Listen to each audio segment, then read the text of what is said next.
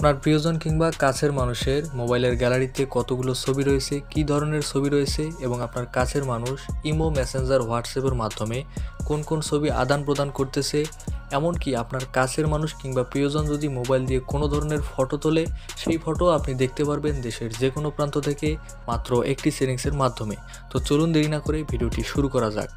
এই সেটিংসটি করার জন্য আপনাদের প্রিয়জন কিংবা কাছের মানুষের মোবাইল কিছুক্ষণের জন্য প্রয়োজন হবে। তো আপনারা যে কোনো কৌশলে মোবাইলটি নিয়ে নেবেন। মোবাইলটি নেওয়ার পর সরাসরি চলে যাবেন গুগল ফটোসে। গুগল ফটোসে যাওয়ার পর সেম একটি ইন্টারফেস শো করবে। আপনাদের ক্ষেত্রে কিছু পারমিশন চাইতে পারে, সেই পারমিশনগুলো দিয়ে দিবেন। উপরে দেখুন প্লাস আইকন আছে, এই প্লাস আইকনে ক্লিক করবেন। প্লাস আইকনে ক্লিক করার পর নিচে দেখুন শেয়ার উইথ এ পার্টনার, এই অপশনটিতে ক্লিক করবেন। এই অপশনটিতে ক্লিক করার পর সেম একটি ইন্টারফেস শো করবে। নিচে দেখতে পাচ্ছেন সিলেক্ট পার্টনার, এই অপশনটিতে ক্লিক করবেন। এই অপশনটিতে ক্লিক করার পর উপরে দেখতে পাচ্ছেন ইনভাইট ইওর পার্টনার। এখানে আপনার ফোনে থাকা যে কোনো একটি ইমেল অ্যাড্রেস দিয়ে দেবেন, কেননা এই ইমেল অ্যাড্রেসের মাধ্যমে আপনি আপনার প্রিয়জন কিংবা কাছের মানুষের মোবাইলের গ্যালারিতে কী আছে সব কিছু দেখতে পারবেন। তো আমি আমার ফোনে থাকা একটি ইমেল অ্যাড্রেস দিয়ে দিচ্ছি। ইমেল অ্যাড্রেসটি দেওয়ার পর নিচে দেখতে পাচ্ছেন অ্যারো চিহ্ন আছে, এই অ্যারো চিহ্নতে ক্লিক করবেন।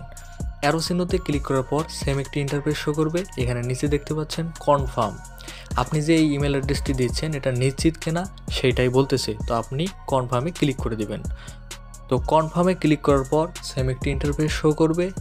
আপনার প্রিয়জন কিংবা কাছের মানুষের মোবাইলের কাজ একেবারে শেষ। এখন চাইলে আপনি তার মোবাইল তাকে ফেরত দিতে পারেন। তো এখন সরাসরি চলে যাবেন আপনার মোবাইলে। আপনার মোবাইলে চলে যাওয়ার পর আপনি জিমেলে ক্লিক করবেন। জিমেলে ক্লিক করার পর আপনার প্রিয়জন কিংবা কাছের মানুষের মোবাইলে শেয়ারিং করার সময় যে জিমেলটি দিয়েছিলেন সেই জিমেলটি এখানে সেট আপ করে দেবেন। তো আমি সেই জিমেলটি সেট আপ করে দিলাম। সেট আপ করে দেওয়ার পর নিচে একটু টান দিবেন। টান দেওয়ার পর দেখতে পাচ্ছেন যে একটা ইনভাইট নোটিফিকেশন এসেছে। এই ইনভাইট নোটিফিকেশনের মধ্যে আপনি ক্লিক করবেন।